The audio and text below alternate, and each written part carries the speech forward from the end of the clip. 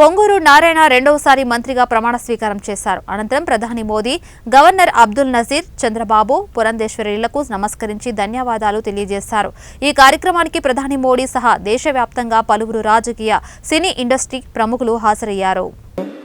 శాసనం ద్వారా నిర్మితమైన భారత రాజ్యాంగం పట్ల నిజమైన విశ్వాసం, విధేయత చూపుతానని, భారతదేశ సార్వభౌమాధికారాన్ని, సమగ్రతను కాపాడుతున్నానని, ఆంధ్రప్రదేశ్ రాష్ట్ర మంత్రిగా నా కర్తవ్యాలను శ్రద్ధతో, అంతఃకరణ శుద్ధితో నిర్వహిస్తానని, భయం కానీ, పక్షపాతం కానీ, రాగదేశాలు కానీ లేకుండా రాజ్యాంగాన్ని, శాసనాలను అనుసరించి ప్రజలందరికీ న్యాయం చేకూరుస్తానని దైవసాక్షిగా ప్రమాణం చేస్తున్నాను.